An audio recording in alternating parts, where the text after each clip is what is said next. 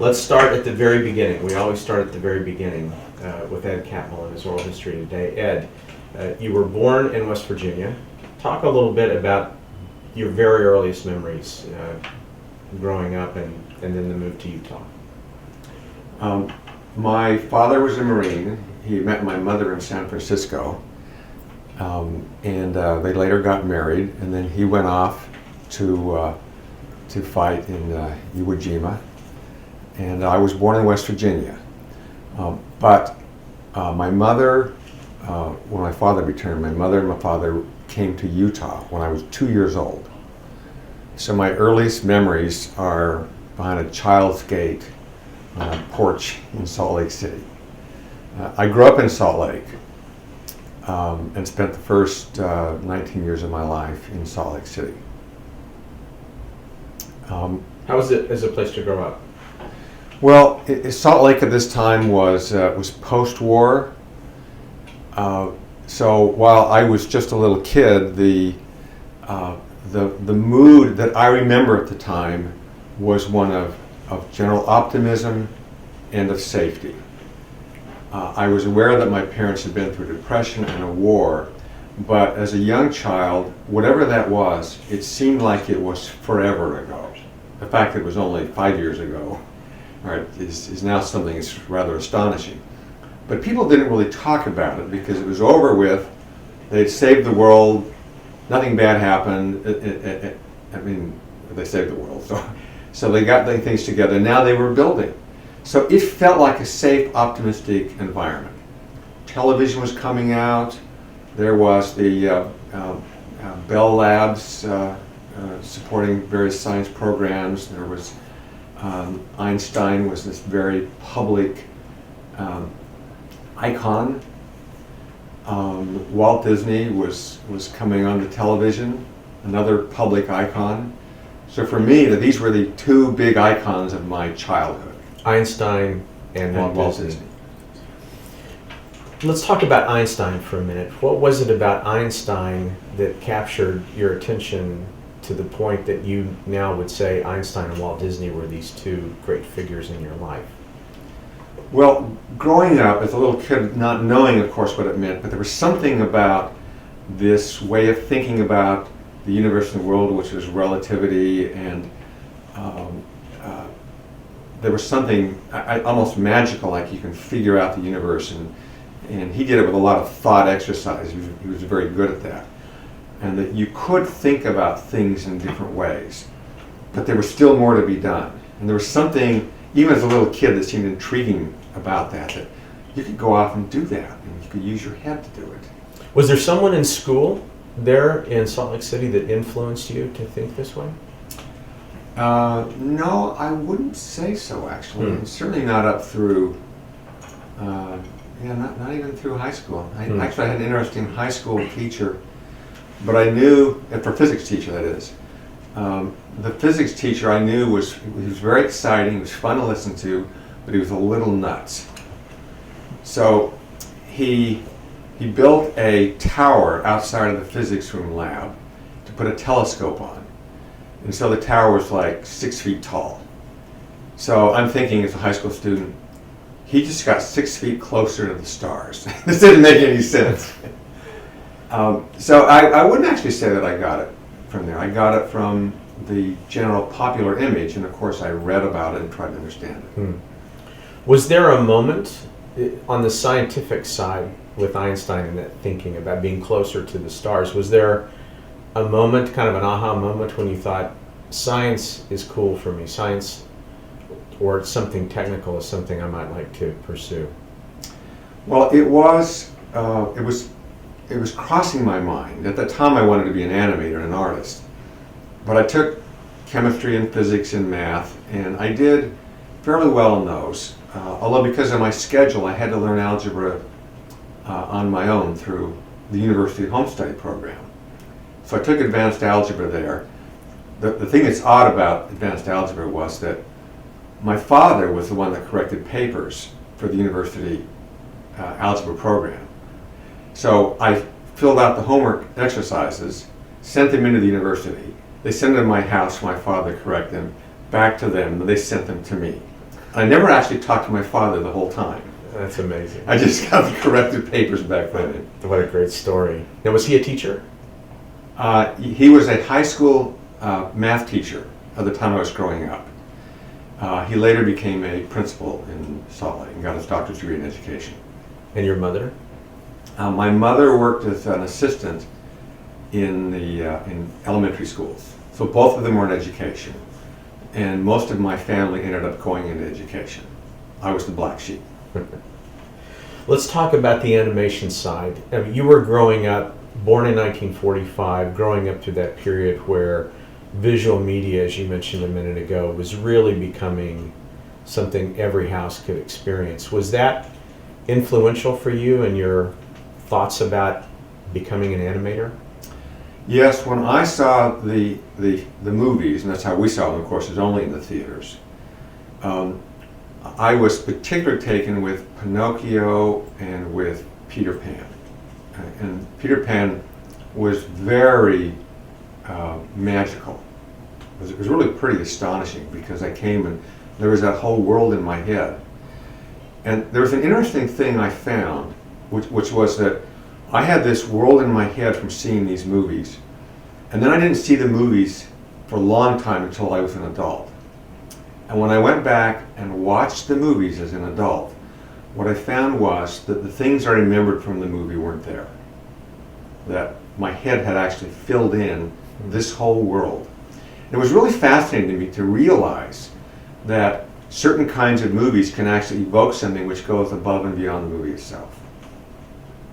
And did that translate in your mind to wanting to animate, to draw, to actually be an animator? Yes, and I guess starting in, I forget what year it started, but there was Walt Disney's Wonderful World of Disney. Disneyland, of course, itself opened in 1954, I think. Mm-hmm. So I watched these programs, everything I could, looked at all the animation I could, and it was clear to me that I wanted to be an animator. And I took a lot of drawing classes, all the art classes at school, everything they had. And was even selected as the state representative to get the art scholarship and so forth. So my path was trying to become an animator. The problem is when I graduated from high school, I didn't know where to go. There were no schools for animation. Disney basically, which I learned later, had gotten artists together pre-Depression, and this group had grown up together wherever artists came from, but there was no other formal program. And my skill level was not anywhere near what it needed to be an animator. And I could recognize that, and I had no way of bridging the gap. So when I entered college, at that time I switched over and decided to go into physics instead. Was that a hard decision?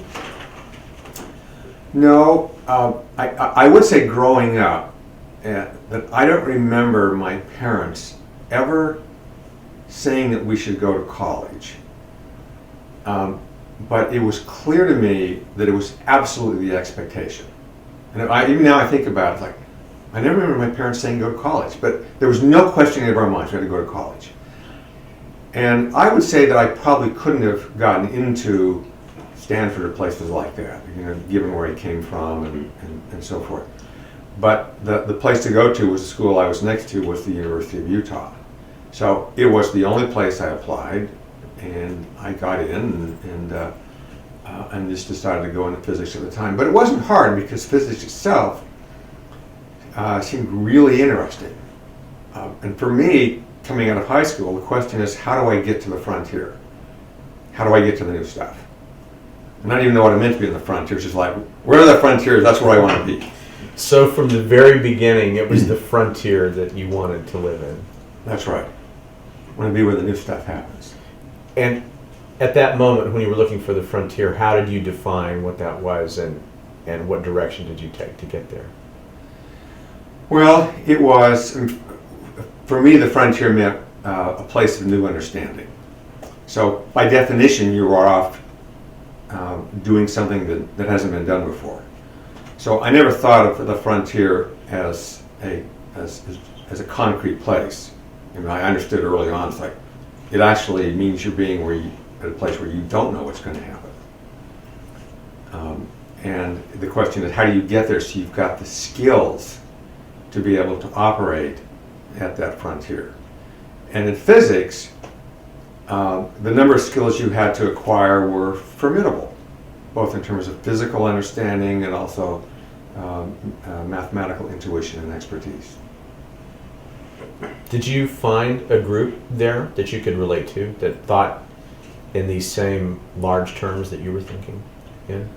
As an undergraduate, let's talk about the undergraduate part first, and then we'll talk about graduate. Well, I went to I went through the program there. One of the more momentous things actually was a summer program, where again, because of my schedule, I wanted to take a lot of things. I took the entire first year of physics in an intense summer program, and there was actually nice bonding with the people in that program. And I found there were certain elements of it where I excelled. There were a lot of questions where it turns out with the right concept there were really easy answers, and I got those quickly. Developing the mathematical expertise took longer for me, and I slowly developed more sophistication on the mathematical side. But I found some interesting things there which were surprising. And that was that they were describing certain principles from a purely mathematical point of view, saying in some cases that you actually can't develop an intuition for it. And I felt it was wrong at the time, but I didn't know enough to know where they were wrong. And the reason I think of that incident is after I graduated, I took a free university class in Seattle. And they were talking about certain elements of the gyroscopic effect. And they gave me an intuitive understanding. It was one of those things where, like, he gives this little simple example, and all of a sudden I flash back on a number of things in college where they said you can't have an intuitive understanding. And all of a sudden, bing, bing, bing, bing, bing, they all lined up. It says, holy cow, I now see why this was true. This is from stuff that happened 3 years before. Huh. And then I was kind of miffed. I thought, those teachers were wrong. They weren't helping. But somehow they were so facile with the mathematical side that they were underdeveloped on the intuitive side. Would you call that theoretical? Well, I'm not sure, because I've now gained a broader appreciation of the different styles of thinking. And in retrospect, I would say that a lot of people can think a certain way, and they may recognize that other people may not have their skill, but they're not good at understanding the skills that others have because they don't have it themselves. So it's a kind of lack of self-awareness, even though these people are really bright. But there are people who actually get the fact that there are those who have intuitive or understanding skill sets, or manipulative skill sets, which are actually very valuable. There's some combination of those two where you want to develop each of them. But I look at it and say, well, some of these people may have been good physicists in some sense, but in another sense it was narrow. And at that moment when everything lined up for you, did that change your way of approaching physics, problem solving, learning about learning? It sounds like that was the moment when a lot of students have it, a lot of graduate students have it, when they realize their professors are kind of hemming them in, and you can break out and move to that frontier. Was that one of those moments? Well, although I started to feel it before, I felt like, gee, this is a little narrow in the way they're presenting it. And this is also true in math, and among a lot of the math teachers.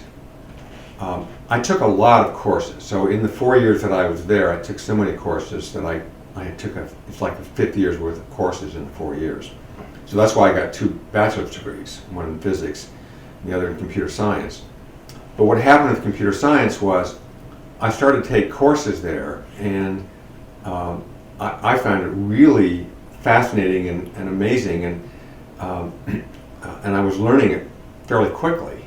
And so I started taking all the courses I could while I was taking my physics classes. So at the end, that's why I got the 2 degrees, but I was actually starting to gravitate over towards this other area.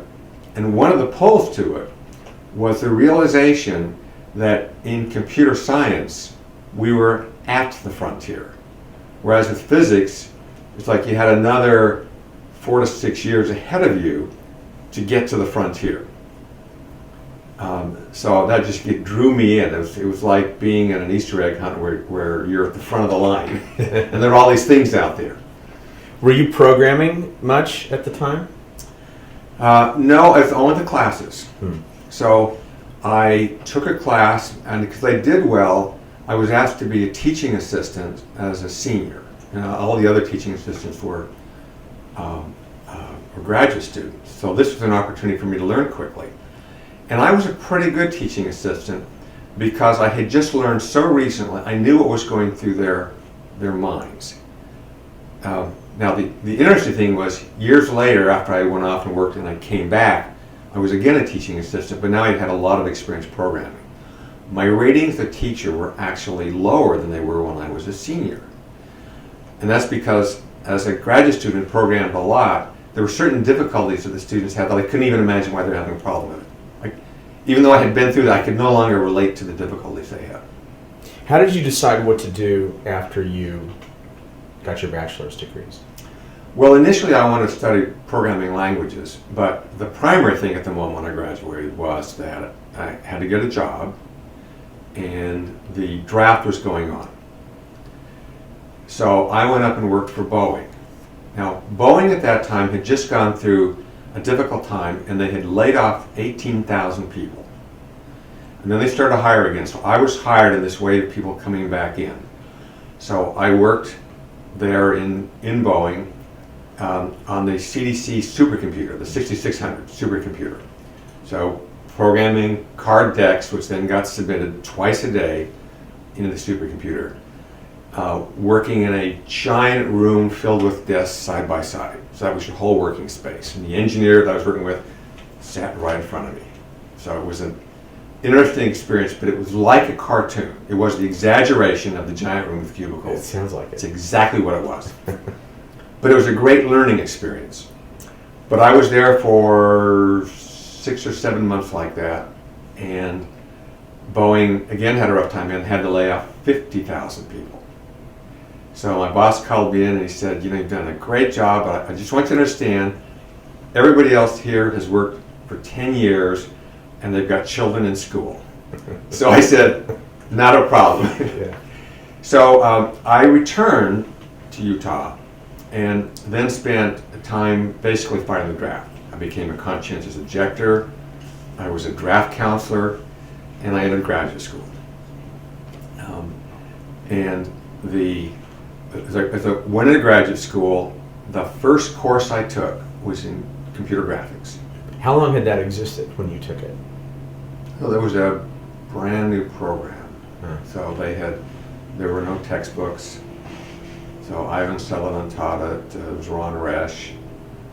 I don't know who these guys were. Like Ivan Sullivan came in, he was wearing flip-flops, and I thought it was one of the hippie graduate students that was teaching the course. I didn't know. Did he have a reputation? But when you signed up for that course, did anyone say to you, "Oh, that's taught by Ivan Sutherland"? And I knew nothing. I walked into that class. I didn't know who these teachers were. This was just a course that sounded interesting.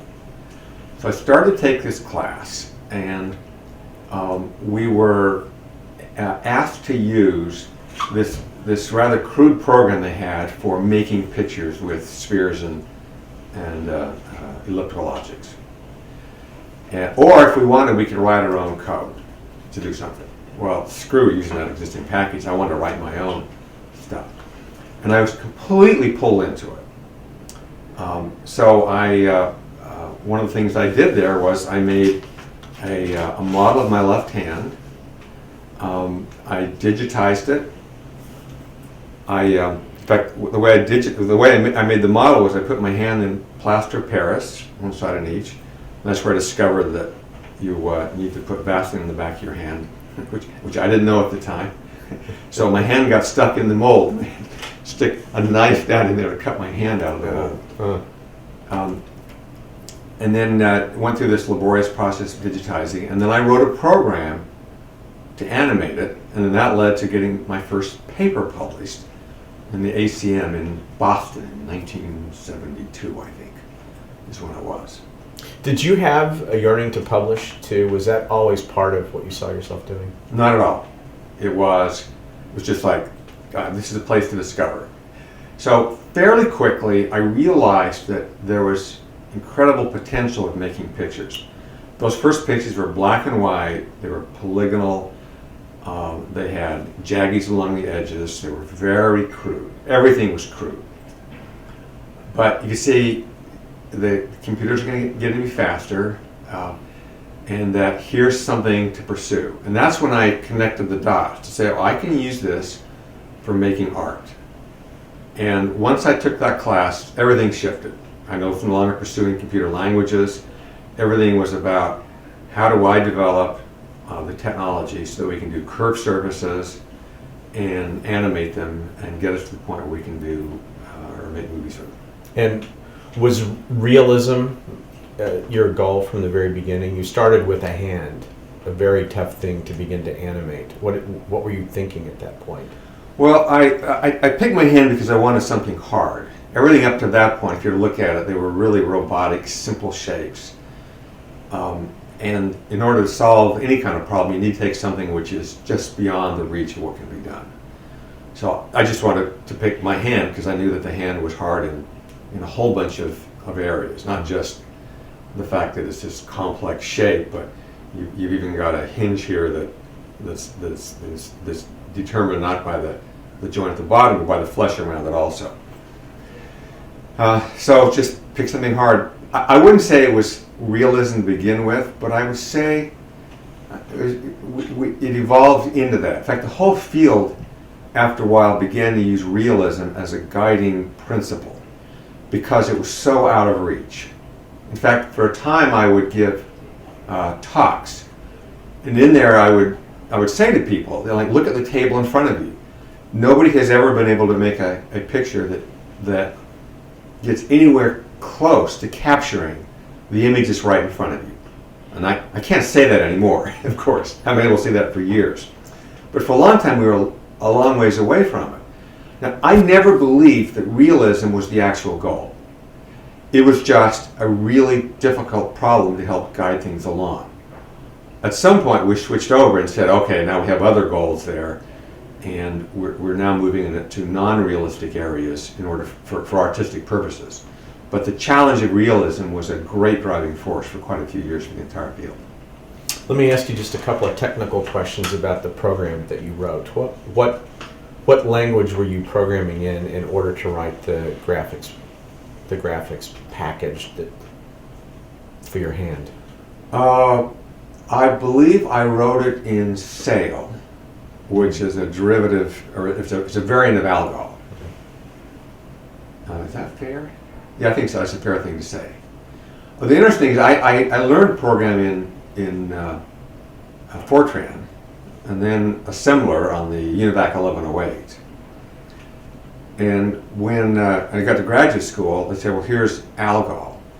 So I'd never seen any language like this. But Algol was so intuitive that I didn't even need to read the manual. I just started programming it. And I love that about it. I realized, oh, this is the right way to think about it. And I know programming has come away since then, but if you were to go from Fortran to Algol, it was a big step forward. And what system were you working on? We were on the PDP-10s at the time. So this is the deck equipment, and we had the single user and the multi-user machines. Okay. Only an oral history from the Computer History Museum would want to know those details. Yeah. So what was it like working with Sutherland, and did you have a working relationship with him early on? Well, I took the course from him. He was on my committee. Ivan was scary smart. Still is, right? He's a really smart guy. And there was something about having somebody really smart, which is to say where you can aspire to that. It's not like and a lot of times you get to the point where you realize, well, you do know more about certain areas than professors, or you like them certain areas, but here was a guy who was just so at a different level that you say, well, there's still a place to reach for it. There were other and pretty incredible people there too. Tom Stockham was there, and he was just brilliant in the image processing. And one of the interesting things about Utah at that time was that they had this computer graphics program with Ivan Sutherland and Dave Evans and a few other people there, and then image processing with Tom Stockham. So it was the one place where both the fields were together. And it was part of the development of computer graphics was to have the image processing side alongside it. After that, at the universities, they were not together. They tend to be the computer graphics or there's image processing. But Utah started off not only with them together, but in the middle of the department, they had a photography lab. So we had a professional photographer running this lab in the middle of the program to help make pictures. Was that instrumental to the kind of innovation that was happening at that time, to have all three of those elements and people who thought in those three ways all coming together and working together? Well, I believe it was, and even at the time we knew it was special. And I would say a lot of it was driven by Dave Evans, who had almost an eclectic taste in getting unusual people together. So he wasn't trying to come up with this rigorous program for how you develop this. It's more like, I'm going to get these people who are unusual thinkers and put them together in an unusual environment. Some good stuff will happen. For me, it was an enlightened way of thinking, and I still believe that. The other thing which I was a beneficiary of was ARPA. So it was funded by ARPA. ARPA had, from my point of view as a student, very little interference. That is, they were funding smart people in universities around the country with the belief that if you fund a lot of smart people, good things will happen. And for a while, they actually lost that. I think they're getting back in that space again. But it was so incredible. And nobody was telling them what we had to do. There were any sort of weird benchmarks. It was just do good work, and they were trusting Dave and Ivan to lead the program. And we were there as students saying, holy cow, this is special. It's not, I'm looking back on, it's like, right, this really is cool. And I remember going to a conference, a SIDS conference, Society for Information Display, and there was a floor show, so this is back in the early 70s. Level of sophistication is a lot lower, but one of the issues at the time is how do you get better displays. And in walking the floor, I overheard somebody talking with somebody else, and they were talking about Utah, and how what they were doing was a little nutsy, and these guys were a little wacko because they're doing this impractical stuff. And my feeling at the time was like, they have no idea. They just don't know what's coming.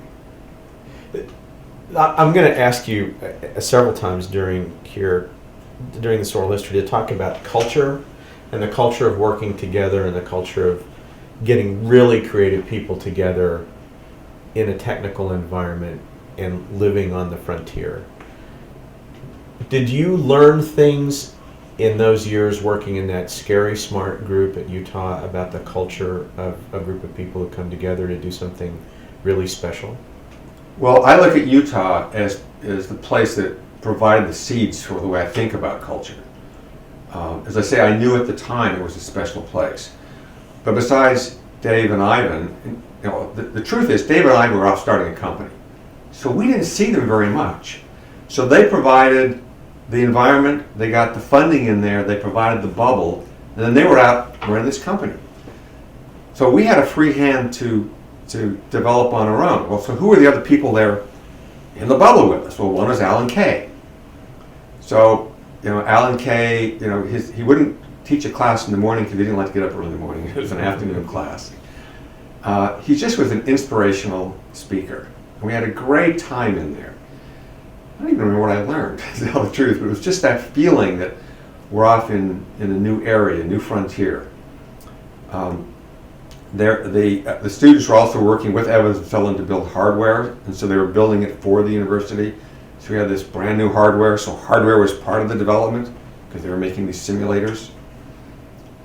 We were allowed to pick our problems and we had occasional professors, but it was really the students with each other, batting things around, talking with Lance Williams and Frank Crowe and Henry Fuchs and Jim Clark and all of these different personalities. And if I didn't understand something, I'd go to one of them. So the person that actually got my head in a different place about math was Jim Clark, about B-splines. Because since I worked more intuitively, he came in with an intuitive explanation, and that got my head spinning. And as a result of that, then I began to think of it structurally in my head. And I don't know how to describe this. I didn't learn this until recently, but because I don't know if people don't think this way. But when I close my eyes, I can never see pictures. So I've done all these mathematical structures, but I don't see the symbolics of them, and I don't see the pictures of them. There's something else in my head. So once I got that model in the head, then I could apply it to non-four-sided objects, and that led to these subdivision surfaces, which is a new class of mathematical surfaces. And then it was later, after I graduated, when Jim Clark was with me in New York Tech, that I explained to him what these new surfaces were. And so he implemented them, we wrote a paper on them, and now it's the primary surface, which is used in computer graphics. But it came out of this, I remember this talk where Jim is explaining, here's how this surface works, which could then set me free to think about it in a different way, in my own way. You were writing prolifically during that period when you were earning your PhD. Were the ideas and these breakthroughs just pouring out of you at that point? Yeah, I was taking a lot of notes. So there were all these things I wanted to do. So I picked off my first things which I thought were important, and then I made this list of all the things I need to tackle. And as I moved on through my career and then I managed more, then I recognized that one of the things that was happening is that the things on my list that were ideas I wanted to develop were actually being picked up and solved by other people. And so there was a question, which I can come back to later, but for years I wondered, I had this really prolific time, could I do that again? It's that thing, that was really an amazing time. Do I still have it? Were you sad to leave it when you earned your PhD and it was all done? Well, I was, it was like it was time to go on to a new adventure. I loved the environment there. It was really fantastic. But it was time to try something new. There's so many questions I could ask you about Utah. I just want to wrap this up with just two final ones. Sketchpad. We haven't talked about Sketchpad and when you saw it and your reaction to it. Can you talk a little bit about that? I didn't see it. You didn't see it? No. It was, there was a film that was made that Ivan had done. Okay. When he's at MIT. So it was something that people talked about. But it actually, for me, it was not, it in itself didn't have an effect. Okay. And do you feel that you talked about the help that the whole group was getting from ARPA and from others. Do you think the software advances that you were working on and everyone was working on in Utah were pushing the hardware? Were you pushing computer technology forward with the work that you were doing in research and developing software there? Well, yes, it was a lot of the ideas were feeder ideas to Evans and Sutherland. And while what we were doing is public, I mean, they knew what could be public and because it was publicly funded, but it all felt appropriate because here was somebody that wanted it, and things were built there. When I did my surface work, or my mathematical surfaces, for a very fast subdivision of surfaces, then I basically try to think of it in terms of how I would implement it in hardware. So that was part of the mindset of the time. But most of the work was algorithmic. And I'd even say in retrospect that I now know that the time spent on dividing those surfaces is actually today inconsequential compared to the other problems that are there. I didn't know at the time because it was just like, how do we do this really fast? In fact, when we were making these pictures, they were taking and a half hour to make for picture. Mine were, because I was doing these curved surfaces, so it was the first arbitrarily curved surfaces, it was B-spline surfaces at the time. And I put on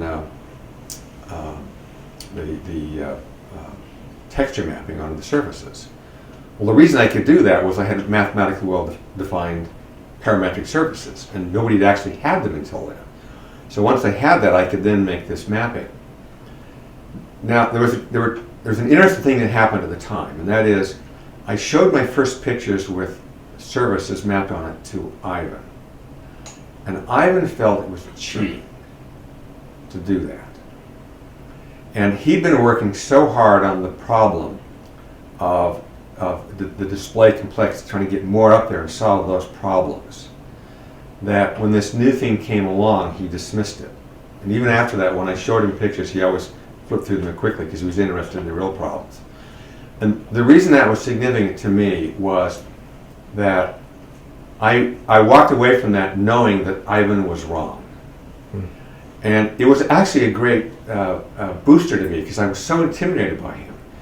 And I knew he was just incredibly smart, but there was something about the fact that he was wrong which actually made me feel good, because he was wrong. Actually, there's one other funny incident that happened with Ivan, and that was I was meeting with him once at his house, and I was talking about where two planar surfaces meet. And at that time we had a way of smoothing the surface called Phong shading. And so Phong shading made it look smoother across the joints. But I said to Ivan that there's still a discontinuity in the shading at the surface. And he said, no, there's not. And I was so intimidated by him that I couldn't think. That is, my brain went into complete freeze. And so while I'm sitting there in this freeze, I can't even think how to react. And he stares at me, and then he says, oh, you're right. And then he continues. That's how smart he was. You know, well, I'm sitting there stammering, he'd think it through, come up with the right solution, and then move on. So when he actually was wrong on that one, it actually made me feel good. Did you ever talk about this with him years later? No. That's interesting. All right, your new adventure. I want to make sure we don't run out of time. Your new adventure after Utah. You mentioned something I want to begin this section with about Sutherland and Evans, and that they were starting a company. They were off starting a company using this emerging technology. Did that ever appeal to you at that moment as you were leaving graduate school? Did you say to yourself, well, I could go do this too? No, it never did. And actually, they didn't approach me on it ever. So I don't know what have happened if they'd asked me. But they were basically a hardware company. And I had not really done any hardware design other than classwork. Ivan at one point did want to start a computer animation company. And he worked with Glenn Eames of the Eames Design. And talked with me and Barry Wessler and I'm drawing a blank, Gary Demos, to form this company. But they didn't get the funding for it. So in the end I had to just take another job because they couldn't get together. It never did happen. But they were going to call it the Electric Picture Company. Did you see computer animation as the direction you would pursue at that point for your career? Was that where you wanted to be? Yes, so when I went out to interview at various places, I told them I thought this was in the future. And so I interviewed at a number of universities, and they weren't interested in it. So basically, I didn't get any offers from universities. The only offers I got, some of the more academic bent, were from IBM. There's a research lab in Yorktown and then one in, I think, San Jose. And I turned those down because I didn't want to go down that path. So I ended up taking a job offer at Applicon, a small company outside of Boston, doing computer-aided design. I figured, well, at least I get a little closer to it and try to understand some of the issues there. So I went there in 1974 and just moved there. I was there for several months when a call came out of the blue. It was from a woman, Ross, who said, who wanted to schedule a meeting with Alex. I had no idea what she was talking about. And she said, Oh, didn't they talk with you? No. Click. So that was my introduction to New York Tech. But anyway, I was invited down because Alex Shore wanted to fund computer animation, and he had been to Evans and Sutherland and ordered the frame buffer and the Evans Sutherland picture system, their calligraphic line display system, and then asked Dave Evans who we could hire to program it. And Dave said, "You're too late. The person you wanted has just accepted a job at Applicon." So he called me up to see if I wanted to go down and do computer animation. And I said yes. Mm-hmm. After just a few months. Yeah. And how was that? Well, it was really intriguing because Alex really wanted to do it. He had this space which used to be a garage. It was a garage for an estate. So he had accumulated a few estates. He had this school funded by government money for Vietnam vets returning from Vietnam. So that's what got the school going. And it was at that time not a particularly strong technical school, except that he was willing to fund this lab, and we weren't really connected with the school other than being on the same property. So the equipment arrived, and one person came down from Applicon with me who had been at Utah, Malcolm Blanchard. And then the equipment arrived, and we set up a computer room there and started programming. Then two more people showed up, Alvy Ray Smith and David DeFrancisco, who had been out at Xerox PARC. And at that time, Xerox had told them they weren't interested in color. So they went to Utah, and it was recommended they come out to New York Tech. So Alvy then became my third hire. It was a while later before we could hire David. So we had this equipment, and Alex would come in every day because he was just so excited about it. He also had an animation studio where they were working on a hand-drawn conventional film. Was this with the Fleischer? He had some ex-Fleischer animators. Yeah, they worked. A lot of them had been in New York, so they worked with Fleischer. They're quite old, so in retrospect, I wish I'd asked more about the old days. But we'd asked somewhat about the old days. But these guys were in their 70s. They frankly were just trying to get the money, and they horsed around a lot. He brought in a few people from other places. But he didn't know what it meant to make a film, and these guys were all really cartoonists from the old era. So they started to work on this property, which was Tubby the Tuba. And it was pretty much a really bad mess. Alex wanted to be the new Walt Disney. And the reason we knew this was every day he said he didn't want to be the new Walt Disney. He's continually on his mind. But at the same time, he viewed us as the artists of the future, as the new animators. And we knew that we actually required other kinds of skills. And he would tell the animators over there that as soon as the computer guys are done, we won't need you anymore. And we're just wilting at this. You don't go there. So we established a rapport with the younger ones, because the younger ones could look at the computer as their assistant. The old animators had no interest in us because they had these assistants to do the in-betweening work for them. So it was actually the younger guys who could say, well, okay, now I've got somebody, a computer, to be my assistant. So they ended up being the ones that were responsive. But as we tried to develop it, there was a lot of passive-aggressive view towards the computer work. They didn't want us to succeed. So they were outwardly friendly, but they'd do anything they could to sabotage what we were doing. So this was really a clash of the animators of the future and the animators of the past. Yeah. Never outwardly. It was always sort of inwardly, like you can sort of get the lay of the land, what's really going on here. What did you learn from that? Well, I started off with some theories about how to organize this group. We brought in a number of people, and it was again really exciting. I wanted to have a lot of the elements that were at Utah.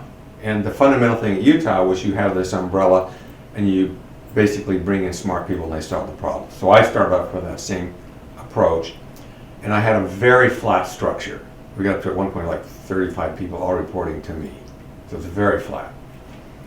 And my other theory was I only wanted to hire people who were entirely self-motivated and didn't need managing, so that I could do my own work. Because I was writing a rendering program and I wrote an animation program called Tween for doing hand-drawn animation. Now, as we got into this, like about 5 years into it, we were producing a lot of really good stuff. We had the first real significant paint program. We had this hand-drawn animation in-between program. We had rendering. I did the first work on motion blur to try to solve that problem. And Garland Stern solved the problem of coloring in hand-drawn cells, which was fairly transformative when he did it. But certain elements of it weren't working. So I had the structure in place, and I recognized as we got there that some of my theories about managing were a crock. And one of them was this notion that I'm only going to hire highly self-motivated people. There are two problems with that. One of them is you actually can't tell ahead of time whether or not that way. And the second is there are a lot of people who are actually quite brilliant. They just need some managing. You're actually cutting out a large segment of talented people if you think of them only as highly self-motivated. So it was actually when I went to Lucasfilm that I could rethink those theories. And looking back at the time, I thought, well, I got 70% right and 30% wrong, and I'll probably do the same going forward. But it was a pretty amazing time there. Jim Clark was there. Jim Clark had a fairly amazing run-in with Alex Shore. Did he follow you, Jim? Did he follow? Did he? I don't mean come after you. Did he follow you there? Were you sort of a magnet? I think is what I'm trying to ask. Were you a magnet for a lot of this talent that was ending up? Well, it was. I mean, at that time, I wasn't that well known, but there were a couple decisions that we made early on. One of which was a very right decision, and I felt it was right at the time, and it was. And that was that we participate fully in the SIGGRAPH community. Over the years, we had intellectual competitors who were working on ideas, and they would get ahead in some area, but they didn't want their competitors to see it. So they were secretive about what they had developed. And my view at the time was, we are so far away that anything we have right now is not nearly enough. And that we have a much greater advantage if we engage fully and completely into that community and we disclose all. So the result of disclosing all and publishing freely was that we were well known and people knew that if they came that they could get their work out into the world. So that was part of the magnet. The second was Alex Shore was willing to fund it. So we actually had funding for developing computer animation at this place where we were open and I'd say had a really collegial spirit. There was a really high energy there. Anybody that would come in and see it would recognize that high energy. And that was part of the spirit of Utah, which I think we did capture going forward. You were starting to talk about the run-in between Jim Clark and Alex Shore, and I didn't want to stop you from telling that story if you were about to tell it. Well, Jim he graduated and then he came out to New York Tech, and that's when Jim and I did this work together on the subdivision surfaces. But Alex was just, he's an unusual character, sort of like he was a dreamer, but didn't actually know what he was doing. And it was always a little odd for any of us that was there because he was such an unusual character. But Jim didn't have a lot of patience for things that didn't make any sense. So part of the run-in was to realize that like, I'm dealing with a guy that's just he's weird, it's odd, this doesn't make any sense. So there's kind of a collision there, and he realized he needed to go somewhere else, and so he wrote a letter to, I think, Dave Evans saying, this place is a little crazy, I need to move on. Alex saw a copy of the letter, which meant that, number one, somebody in the lab was capturing what Jim wrote and forwarding it on to Alex. So and he didn't have the sophistication. So it was rather a disruptive thing within there to realize, number one, there's sort of like a tattler inside. That's really discomforting. But it caused a collision between Alex and Jim. So Jim ended up leaving over that. And then he went back to, I guess he went to Santa Cruz next, and then ultimately went on to Stanford. Mm-hmm. Jim and I remained friends, and we did things after that. So from his point of view, it was just purely Alex. It wasn't anybody else there at the lab. And did you and Alvy Ray form your working partnership as creative? Excuse me, could I ask you to Sorry. scoot a little bit and stand up, just okay. you're starting to lean more and more. All right, thanks, Sean. Fall over the chair here. Yeah. You and Alvy Ray and the working relationship that you formed there, was this really where it came together? Yes. And the interesting thing was when Alvy first came, it was exciting to have somebody else there. But honestly, I was intimidated by him. I mean, to be honest, when I was younger, I was intimidated easily. But I thought at the time that Alvy was probably more qualified around the lab than I was. So I felt that fear at the time. And I didn't quite know how to process it, but I went ahead and hired him, and we ended up becoming best friends. And we collaborated on the fill algorithm, but I focused more on animation. He was focusing on painting and various other aspects of filmmaking.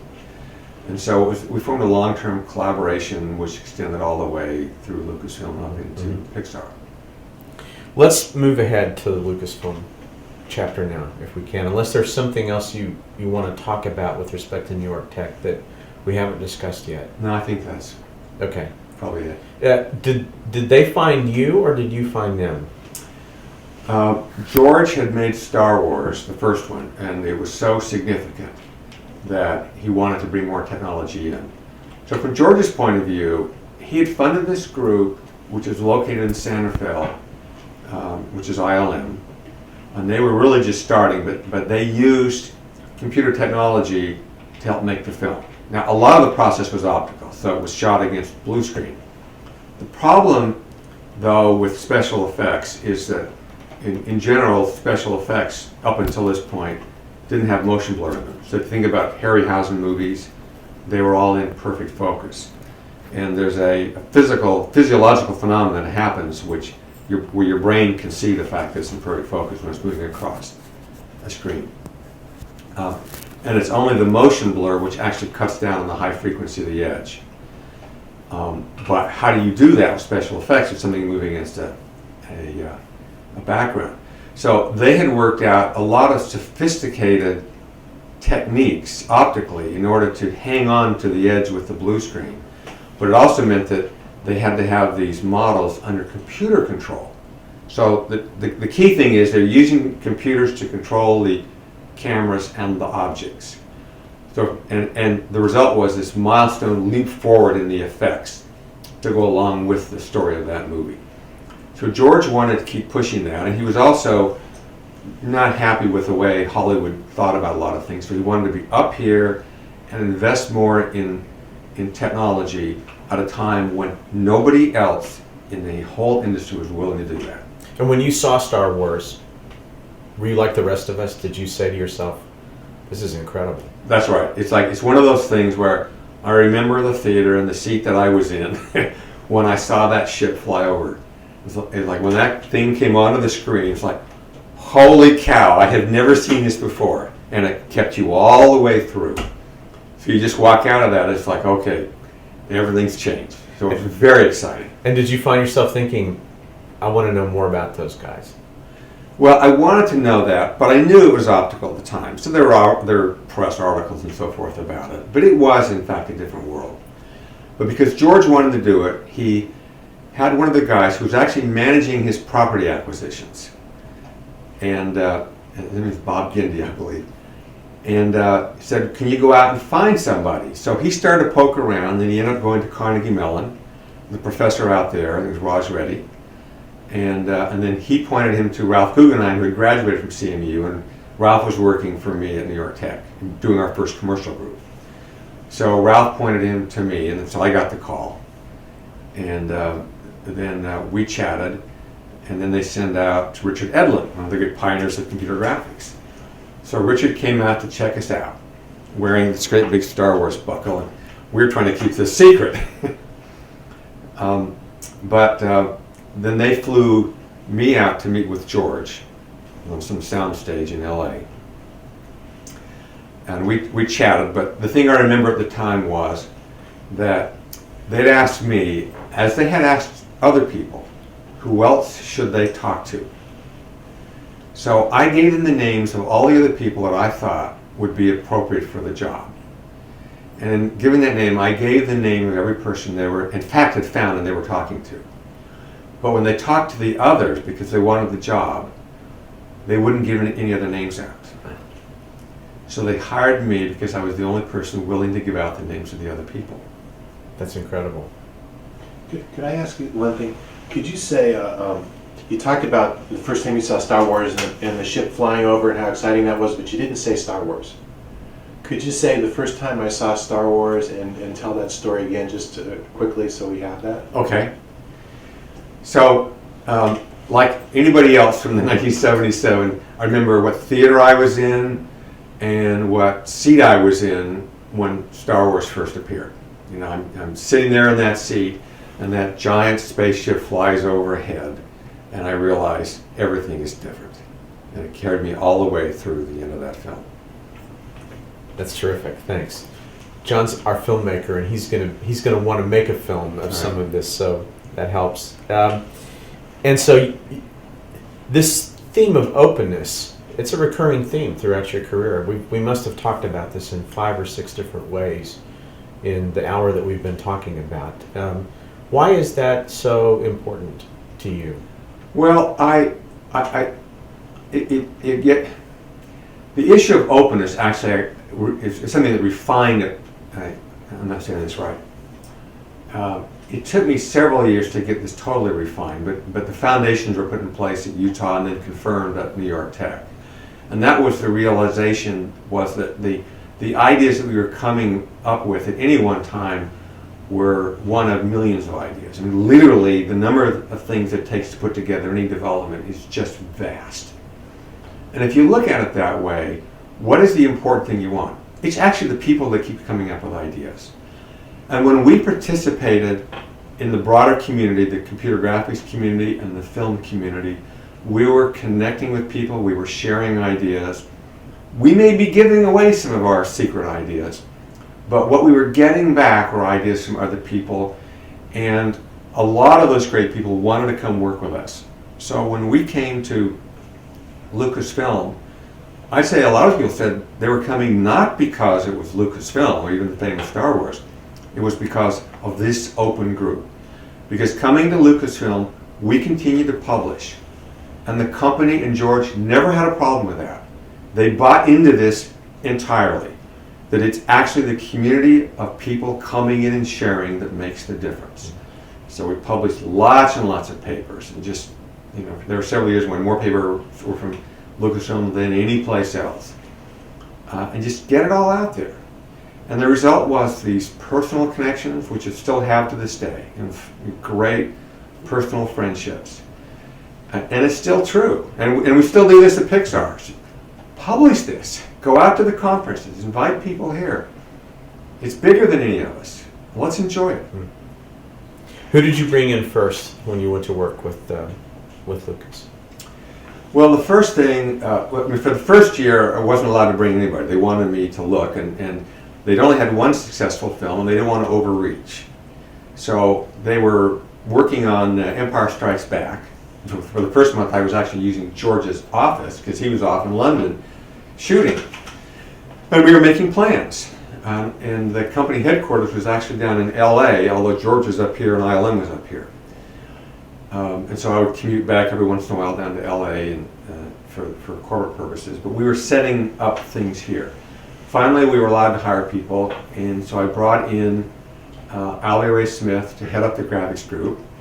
I brought in Andy Moore to head up digital audio, and then Ralph Guggenheim from New York Tech to head up video editing. So this time I realized, okay, I need more structure in place. But our charter initially was to address those 3 areas. And in those areas, they then began to hire people in the graphics side, it was to address the issue of digital compositing as well as computer graphics. And with audio, Andy Moore wanted to create, and he built a digital audio processor. And then with Ralph, we built a digital controlled editing system. And these are each phenomenal projects with really great leaders in charge of them. Did you have the technology at that point that you needed? And was the mindset, whatever it takes, we're going to get that, and we're just going to push the envelope? No, yeah, the technology was not there. With video editing, we knew we needed a new kind of computer, and we needed random access to the video. Well, at that time, we didn't have random access to video. The closest you could get to it were the optical discs that you could buy, and with some difficulty you could get it so you could have random access to the optical disc. Other than that, it was videotape. You could move around on videotape. So we had to build something around optical discs, knowing that it wasn't actually practical at the time, but figured at some point it's come, so let's build around the thing that's coming. We probably made a mistake on the computers. I felt burned by the fact that we lost so much energy programming a 16-bit computer, which is the PDB-11.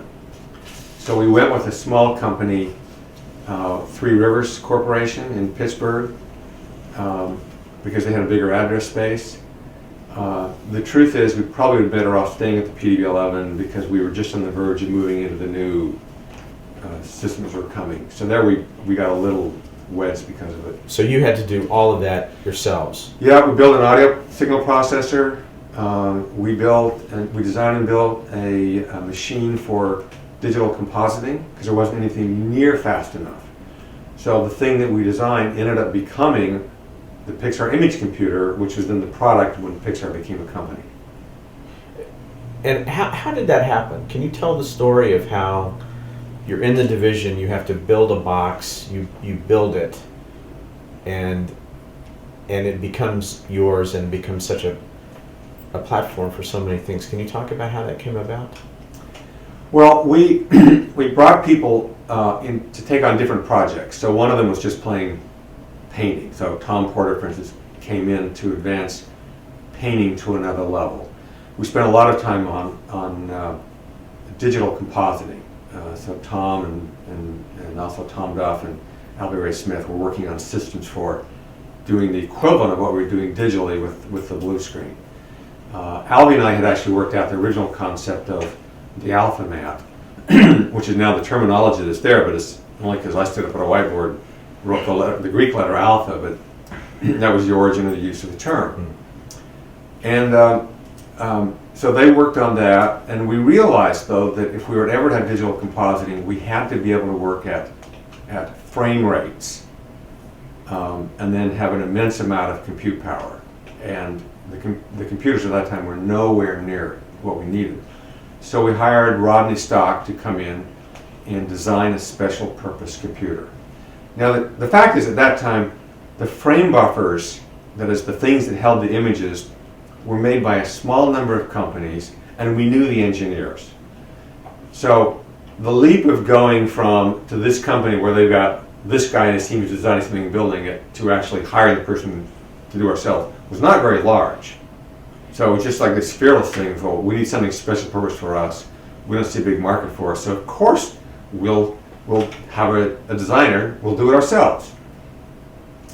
So we built that. We had some ambitious plans. Some of them didn't pan out. Some of them we were a little ahead of ourselves. But that was an educational process too. But even at the time, we felt like, okay, that plan didn't work out. That's okay. That's the nature of being on the edge. Some stuff works and doesn't. And I'd say no big deal. And for that matter, the people we were reporting to, Lucasfilm, they got that. We didn't get any pushback saying, well, that project didn't work, you guys have failed. It's like, okay, you're giving us some good stuff, and that's good, and some stuff doesn't work, and so we buy into that. I personally feel lucky that we had so many people who got that and understood it. I don't think it happens every place. Mm-hmm. It's one of the benefits of this career path. And then how was your work showing up on screen in the next two films? Well, initially, since we wrote a renderer, we knew that we had to solve the motion blur problem. So we started a project to come up with a new renderer. And the thing I believed at the time was that if we're going to do something that was big, we had to start from scratch and rethink it. So we started a project with Rob Cook, Lauren Carpenter, and me to render exceptionally complex pictures. So at that time, the kinds of pictures that people were making had 10 to 40,000 polygons in them. All right, and we said, okay, that's not going to cut it. And you don't want to just extend those underlying principles. It's to say, we want to do 80 million polygons. There's a path we went through to come up with that as being our magic number in terms of the number of how small the polygons were and how much the picture and the depth. So. And the state of the art at that time was 40,000.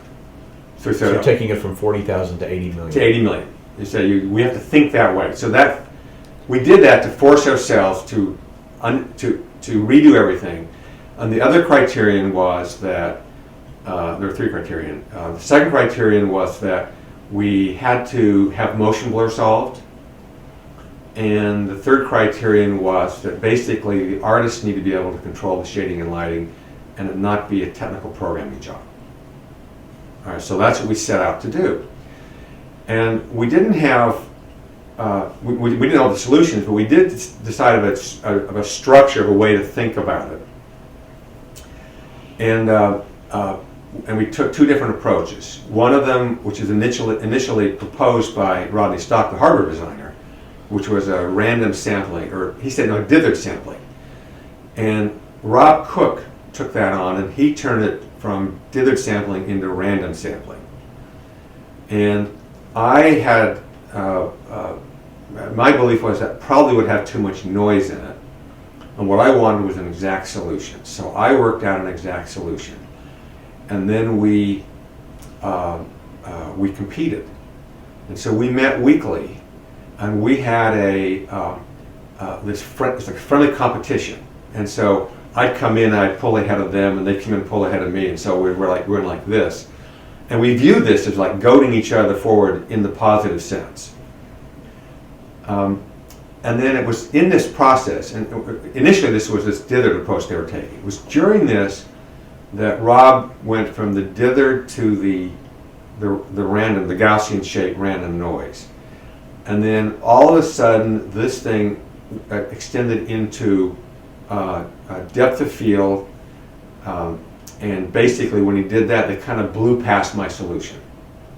And I tried to come up with something that would match that, but just man, they pulled ahead of me. And so in the end, they won the race. But I felt like, I win either way. So that then became the foundation of the new renderer. And then... did you give it a name? Well, at that time it was called Rays, which I think, my guess is that Lauren Carpenter coined the name. It renders everything you ever saw. And we made a picture. It was called the Road to Point Reyes, because Point Reyes is also a place out in Marin County. So it was a pun on this. And it was, for that time, a very complex picture, which we then published, because it had a complexity way beyond anything anyone ever saw. It was very crude by today's standards, but then it was mind-blowing. So then we kept pushing on that to get more complexity. But we solved the motion blur problem. We got the complexity in there. I wouldn't say the compute power was up to 80 million, but the architecture would scale up with processing power. And that was all in Lucasfilm. But so we were working on that. We were also building the compositing box, the Pixar image computer. And once we built that, we started to do some medical work. So this is still while we were at Lucasfilm. We got some CT scans from Johns Hopkins University, and it did a 3D reconstruction of a volume. So this was the start of volumetric work. I think it's Bob Drebin who originally did this. and actually got patents on it, but the industry got changed because of that. So all these things are pouring out of this group. It was a lot of fun. And we built a laser film recorder because we need to be able to have better control over the placing image on the film. What led to the transition then of the computing division out of Lucas and eventually into the hands of Steve Jobs? Can you talk about that a little bit and your personal role in it? Yeah, there were two things to that. One of them was that George and his wife got a divorce, and the result was they split up the assets. And George wanted to keep the control, 100% control of the company, which meant that the cash basically went to his wife. So that meant they were cash poor. They weren't in jeopardy, but they had to be wise about it, and we were still just spending money. That's all we were for it. This was an R&D function. The computer division was basically an R&D. We were not part of ILM. We really were a separate division there. And the other was that we still wanted to do animation. And George at that time did not want to do animation. And I think if we'd said we want to fold into ILM, he would have been fine with that. But that's not what we wanted to do. So as a group, we had come together to do that. We had made some special effects. We did this. We did a minor special effect for the third Star Wars film, and then this major effect, which is for Star Trek II. And then we did a short. This is when we brought in John Lasseter to do Andre and Wall-E.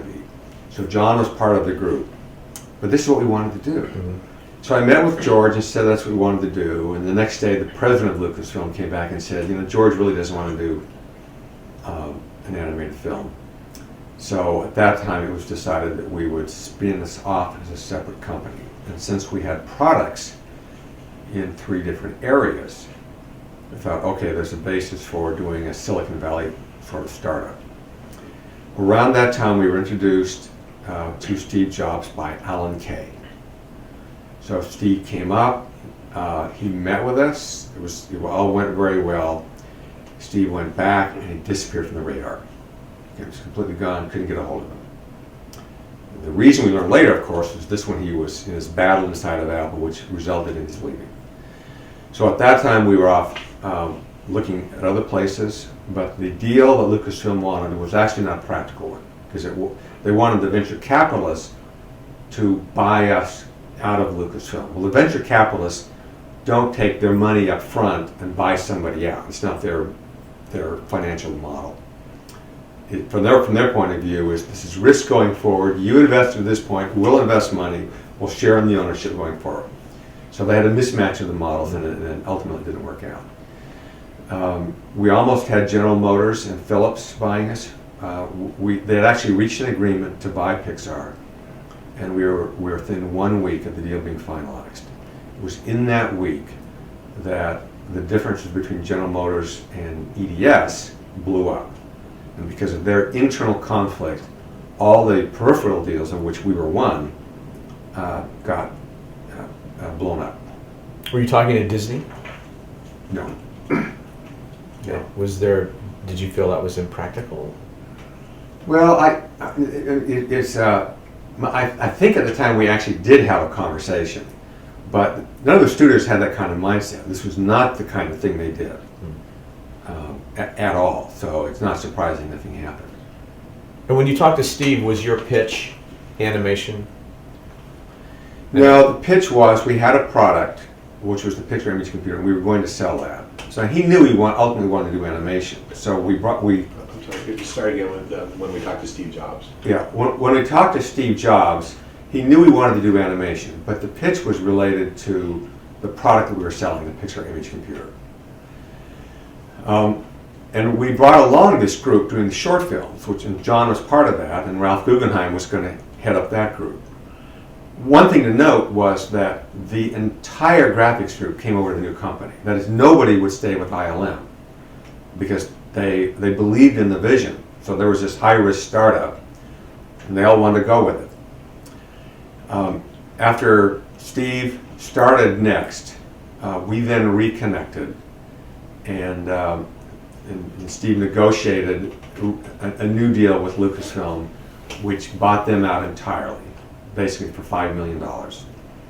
And then he invested money in the company, and then we started in 1986. Why did he ultimately agree to this, do you think? Well, it's an interesting thing because it's the only thing outside of Next or Apple they did, and the others he ran Next, and before and after he was a key part of Apple. So we were this thing to the side, and there's something about us which intrigued us, and that's always he described. Like he liked what we were doing, but he didn't do it with anybody else. He wasn't out looking for other groups that he liked. But he started with us, and then we proved right away to be this enormous pain in the neck. And it's one thing I don't think people quite realize, but Steve had never run a high-end company before. Apple started with a sort of product which is go out to the masses. He grew up with that to try to reach out to the broad public. We were an entirely different kind of company. Manufacturing was entirely different. Sales and marketing were very different. In other words, Steve didn't know anything about how to run our business, and neither did we. None of us had ever done this before. And because we didn't have venture capitalists involved, nobody knew how to find the right people. We didn't know what it meant to find a good sales or marketing person. We were all completely ignorant and in a high-stakes game. So we had to learn a lot, and we made a bunch of mistakes. I learned a lot. A great deal, and Steve learned a lot. Each of us were learning, and with all these mistakes, we came close to failing. There were some really difficult times, and there were times when any one of us almost gave up. There were times that okay, I can't believe this is happening. There were some people that did leave, but John stayed through it. Steve stayed through it. And what we had by the time we finally figured out what a business model was people who'd been through rough times together and had each other's backs. You were talking about venture capital a minute ago. There's this famous phrase in venture capital about the pivot, when a business pivots from one thing to another. Did you pivot from the hardware of the image computer to being a full-on animated film studio? Was that the pivot for Pixar when all the mistakes and everything just resolved themselves and you became what Pixar is? No, we pivoted twice. The first pivot was to go from hardware to software, and that didn't actually work either. And then the last pivot then we tried doing small jobs, and that didn't work either. So it's like third one. But it wasn't until Disney came to us to do a feature film that we found the thing that worked. So, and the thing about pivots, frankly, is they're a thing in retrospect. It's sort of like this notion which you sometimes hear, it's like focus, focus, focus, which turns out to be a dribble. Only people think it's dribble. They think, well, you got to focus. The problem is, what do you focus on?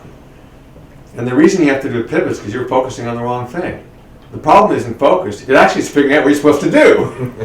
and that's really hard. And it's really easy to focus on the wrong thing. Yeah. When did it become clear that animation, which had always been your dream, and we could go back to the very first moments of our conversation, that animation was the way through? Well, it had been the dream, but I would say initially it wasn't practical. And it wasn't until we were just getting started that I'd also say it became about economically practical. And others actually wanted to get there at the same time, but you had to have a lot of things lined up. And they lined up for us. And they were somewhat accidental, but there was the fact that the team had been through a lot together. So we actually had an established rapport for something which was still going to be difficult in its own right. The second was that when we got out of the hardware business, the fact is we had customers dependent upon us, one of them being Disney. So we should have backed out of the hardware business 2 years before we did, and the reason we stuck with it was intuitively I knew that if we backed out too soon, we would screw Disney. So we went through a longer painful process to transition all their software onto the new generation workstations coming out, which was at that time Sun computers. And in doing that, we helped them make the transition, and then we could sell the hardware business to somebody else. Did they realize you were doing this? Well, I don't think they, I mean, obviously they're doing the transition, and they knew at some point there was an end, so they knew it at that level. I don't think they fully realized that we put ourselves at risk by holding on to the business longer than made economical sense. But the consequence of was that we had an ongoing good relationship with Disney. So when they looked at broadening their animation suite beyond their conventional animation, then they would say, "Oh well, we have a good relationship with these guys, and they stick with us." So it was just part of that. It's our own karma, really, right, to set this up for activities in the future, and it paid off. Steve was willing to fund us in what was, I think, most people thought would be an unlikely thing. When Disney signed up with us, basically they were doing extremely well with the hand-drawn animation, and they wanted more product. And the first thing they did outside of the studios was actually here in San Francisco with Skellington, and they made Nightmare Before Christmas, which is stop frame animation. But in their minds, that was a boutique film, and it was moderate. It cost them the man a moderate success, and they thought, computer animation looks like it might have a future. It is, and this is their words, it's a boutique film. So they approached this as, we're going to fund this at a very low level, and we'll probably have anything like stop frame animation to supplement the real thing. So they didn't know what it was going to be, and I would have to say almost everybody thought that at best it was a boutique notion. It wasn't something we believed, of course, but we had the support. The point is they did think that way, and they were willing to do it. So we had the benefit of Disney opening themselves up at that time. So all those things kind of aligned to work in our favor, and we were ready for it. Okay, can I interject? Sorry. There's products that you developed for Disney that they use in traditional animation. Can you just talk about those quickly and give it, say what they were and what they did and how they used them? Almost as soon as Pixar was born, as we formed as a company, we were approached by Disney. So Disney wanted to bring some technology into filmmaking, and the reason was that several years before, or not several years, a few years before, Eisner and Kastenberg and Frank Wells basically came in and reformed the company. But the thing that initiated it was Roy Disney Jr. So the deal was Roy wanted to revitalize animation, and he thought bringing technology would help bring some spirit back into it. So it was Roy's suggestion that they go out and look for some ways of bringing technology. So they did a search and found that while there was this New York tech that done cell animation, some of the guys that worked on it were actually at Pixar. And we had developed this box for working with high resolution images. So they started talks with us, and then the company was formed, and that allowed us to then enter into a contract to write the painting program for Disney Animation, which is called CAPS. And so we worked on that, and 3 guys here did that. It was actually a great project, a phenomenal group working on it. And then the database part of it was done down at Disney. So it was a collaborative effort.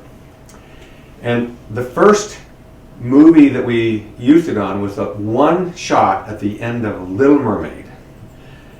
And then the next film was Rescuers Down Under. So Little Mermaid was a huge success. And what it convinced Disney was that animation was now back to me, could be a big deal for them. When we made Rescuers Down Under, it was a big success from the point of view of the imagery, because we had the best looking imagery really ever in terms of the quality of it there. But the film itself wasn't a big deal. But the next movie was Beauty and the Beast. So Beauty and the Beast used all the software that we had written for CAPS, which is what they called it, and it was an incredible success. So, in fact, this movie came out in 1991. So the whole world noticed that, wow, this is a huge success, and they used this computer technology. 91 was also the year that Terminator 2 came out, which also used our technology, although it was being used by ILM. But these were two pivotal films, talk about pivots, that changed the industry. So all of a sudden, the two big money makers of the year made heavy use of technology, and this is the thing that took the whole industry. It's like yanked their head around and says, "Holy cow, something is changing here." 2 years later, in '93, Jurassic Park came out again, which used the RenderMan technology, and that was actually the last domino, and then that was the headlong rush to switch everything over to digital. So it was like our 20-year-long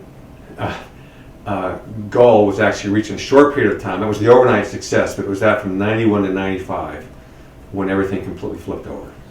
Can you talk a little bit about the origin of RenderMan? Well, because we had this relationship with Silicon Graphics, and in particular with Jim Clark, we had built this the software, the Ray software. So Jim came to me and said, "Let's think about the future. Can we come up with an interface that spans everything from real time through high quality imagery?" And since we had built the software in a certain way to do that, we then entered into a relationship with them. And so we formed a group of about 19 companies to figure out what an interface ought to be. 5 of the companies were very active participants. So it was us and Silicon Graphics, and Alias was one of them, and a defense contractor, and I forget the other one. So we worked on that, but one of the things we did was we made one person, Pat Hanrahan, who is now a professor at Stanford University. We made him in charge of the effort, and we gave him final say-so. He was the architect, and nobody could override it. There was no committee decision. It was Pat's decision. So Pat threaded that through, and Pat designed the RenderMan interface software.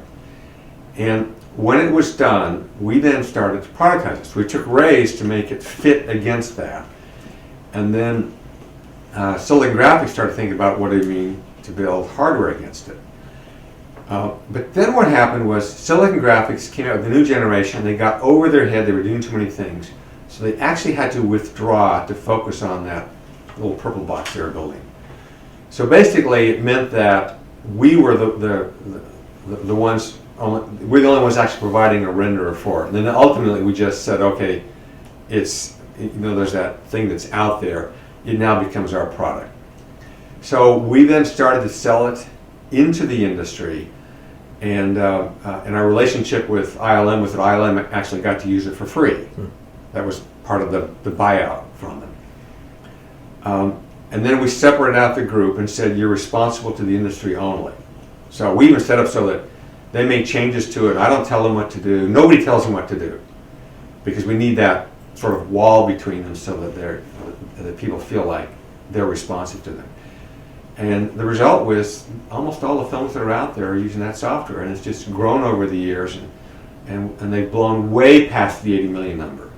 In fact, they don't even count in terms of micropolygons anymore. It's not a relevant number anymore. Is that another success story for the openness approach that we've talked about?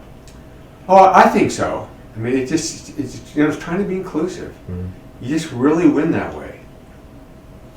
You were powering so many other films. We've got about 2 minutes left, and I want to ask you about Luxo Jr. and then talk about just a couple of themes that we have time to talk about.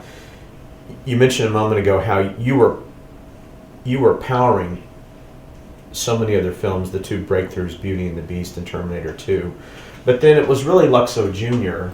in the minds of the public that seemed to put Pixar on the map. Can you talk about that and how that happened? Well, the first film that John worked on, and he wasn't even formally the director of it, was Henri and Wally B. And he came in as the animator for it, as sort of a temporary employee.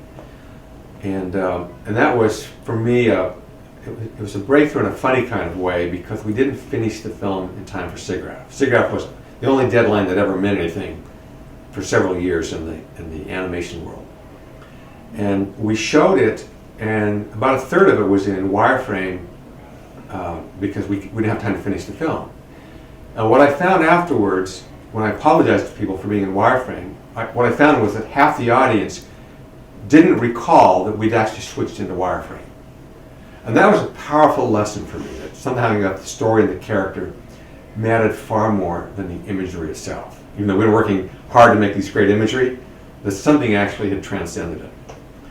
So John then wanted to move on to the next step, and this was our animation. So we were trying to drive our animation software forward, and several people designed a next generation of animation software. So it was Bill Reeves and Evan Osby and some other people too, designing that architecture. So this was a little piece to test it. So this was John working with a lamp, so it was going to be very simple. So he produced that, and it was this phenomenal success. And we knew we had gotten to a different place when people came up and asked, was that a father lamp or is it a mother lamp? Right? They weren't asking about the technology. So it had shifted over. And we always felt like the ultimate success is actually when the technology is not the issue. And we've always felt that way. But it was noticed, and it was nominated for an Academy Award, and in fact it didn't win because it was only 2 minutes long. And the branch at that time hadn't really seen computer animation other than a couple of experimental art pieces from Canada. So they didn't know what to make of it. So they didn't give it to it. In fact, it was the milestone piece of the year. The following year, John had another piece in there, which was the Red Stream. And arguably, there are two other films that were at the same quality. Any one of them could have won.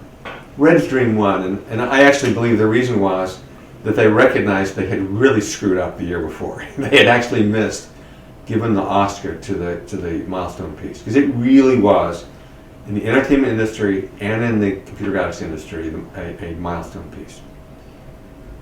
And did you know at the time when Toy Story exploded onto the scene that it would be because of this storytelling over technology lesson you'd learned? Did you know that it would be as big as it was and revolutionary as it was? Well, I knew as we were working on it that the way everybody was thinking about it was in terms of the quality of the story. So while it was this great and wonderful challenge and everybody was just really diving into it, we knew what their focus was, and we took a lot of pride in that. But the trigger I knew, and it opened well, and Disney did a great job of marketing it. But when I read the reviews, almost all the reviews only had in it one line that it was generated on the computer. And these were good reviews, but as I went through that, and because I was looking for it, have we succeeded? And it was this immense feeling of pride in everybody. It's like, it's about the movie. That's what we wanted. And so that was part of the pride at the time. That, okay, it was really about the story. That's great. That's a good place to leave that. Let me ask you two final questions, Ed. Talk about building a creative culture where engineers and storytellers and artists have to work so closely together in such a collaborative way. I have this great advantage at Pixar in that I work with world-class engineers and world-class artists. And I can tell you that statistically they are the same. They're both creative, very creative. When it comes to organizational abilities, there are artists who are extraordinarily organized, and there are some who are disorganized. And it's the same with the engineers. That is, I can't see a statistical difference between the bell curve of these two groups in terms of either creative abilities, organizational abilities, or personal abilities. I do believe in terms of environment, and I know we've only got a few minutes left here, but I think the fundamental issue is that everybody has the potential to be very creative. And our problem isn't how do we make people be creative, is how do we let them be creative.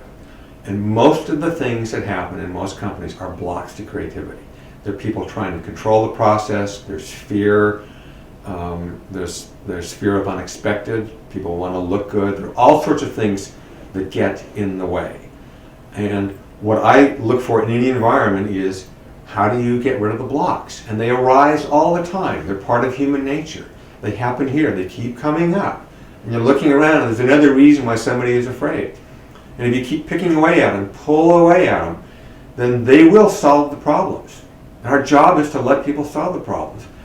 And solving the problems means, by its nature, that a lot of the things they're doing will not work out. And there's this notion that you hear, it's like you've got to have failures and you have to allow them. Most people don't believe it. And people viscerally have got to understand that if we don't have a number of failures, we're not doing our job. It is absolutely critical. We must have some things that are going on that go wrong. We must allow some randomness in our process. That is, the response to the randomness that happens in the world has got to be that we have an organization that is that also has a randomness in it and allows unpredictable response at the lowest levels. If you ask people around Pixar if they thought they could find this environment anywhere else, what do you think they would say? Well, a lot of people have been in other places. All right, we don't lose people to other studios. There's some who may go to academia or other different things in their life and so forth. But I think most of them know that it's a different environment here. Some have only been here, and so they don't know, but they talk with others. But at the same time, we have our flaws here too. So that those human things that come up are still here, and they will always be here. The trick is not to believe the hype that's written about us or the stories that are told about us, and realize that we continually have to invent ourselves. It's a never-ending process. So my final question is, what excites you about the future? Well, there are a number of big challenges, and sometimes people focus on what are the technical challenges, and for me the technical is just part of what we do. I do fundamentally believe that here the technology is embedded in the culture. And one of the difficulties in a different culture is they may say, well, we live in a technical society, so how do we hire technical people or how do we bring them in? But they're thought of as a group that will come in, or a technical group. They're not deeply embedded into the fabric of the organization. And right from the beginning, we have tried to keep them deeply embedded together. I believe it's the way society is. But there are these pockets where they don't understand it, and it causes dysfunction. The fact is, change is happening, and the more we understand it and embrace it part of our life, I think the better off we'll be, and we'll be in a better position to solve a lot of the formidable problems that are in front of us. Are there specific things about filmmaking or storytelling in the digital era that you look at now that you think are really exciting and may even bring about as much change as we've seen in the last 15 years? Well, the primary thing is since we're trying to get individual visions out, because people are trying to communicate with other people. That's what storytelling is. You know, it's taking some metaphor of the world and putting it in a way that people can grab onto. And that's a hard thing to do. And it's unpredictable, which means you want to be able to give people the ability to do that. And quite honestly, what we have now is a great big unwieldy system where you've got 200 or 300 people working on making a movie. Well, 200 or 300 people are not light on their feet. So it actually gets in the way of more adventuresome stories. So the challenge is, how do you bring the high quality down into a lighter group? How do you use the technology or the processes or the discipline or the social factors to turn yourself into a lighter group? And that's a big challenge, and it's one we've got. Great. Question. You got one more question? Okay, one more question. Sorry. And we'll get out of here. Okay. At the beginning of your interview, you talked about the group of people who grew up together, which was the Disney group. And it seems like in some ways the Pixar group is similar to that. You grew up learning this stuff as you went along. There was no manual when you started out. Can you just talk about that? Well, I recognized that at Disney, that they put together this phenomenal group. They had the 9 old men. It was led by Walt Disney, and they produced a succession of great films. They actually stopped growing, and so they just had that group. Then years later, after Walt died, these guys started to retire or to die off. And it was a rather famous group. And I owned it in fact, there's a picture of them up there on my wall. And as they were dying off, some of the new generation started to come in. And there was an interesting phenomenon, is that between the new generation, which included John Lasseter and Brad Bird, that there were these guys that had been there for many years on the secondary level. And when the new guys came in, they felt like these guys coming in now have to earn their way up as we've been doing all these years. So as the old guys retire, we go up and replace them. So that was the concept that these new grads ran into, and they were very frustrated. Because the reason there weren't 10 old men or 11 old men is that none of that group in the middle was good enough to get to that level. So they actually had this impediment in the middle. I'd also say that Walt Disney actually, because he created this company, identified with it very strongly. So the result was there wasn't a lot of thought of what was going to happen after Walt died. Now we have the benefit of looking back on that. Steve Jobs looked at that. He said, okay, I'm the founder of Apple. I'm self-identified with my own company. But when I die, will the same thing happen? So what do I do to try to prepare Apple for what happens when I die? And he talked with them about that. Now in our case, there's John, Steve, and I founding the company. Steve is now gone. But we have to ask, what happens? So we tried to be thoughtful about that. How do we generate the talent, and how do we make it so that when we're gone, they can do it? Because they can't repeat what we did. And that means they have to do something new, and that means we don't even know what it is. That's what doing something new means. So that's part of our task, is taking these guys here, and it's not necessarily an easy thing, because we lived through a thing, and we have a certain set of experiences, and our environment, the conditions that we went through, don't exist anymore. They cannot live through what we went through. And that's one of the reasons why I don't mind having a crisis. Every once in a while we have a crisis, throws us for a loop. Right? Every once in a while something happens. And you don't want them to happen all the time, but thank goodness when they do happen at times, because it means that whatever the problems are, they're our problems today. We own them, and we experience coming up with the solutions to today's problems. That's why you always want to have something which throws you for a loop. That's great.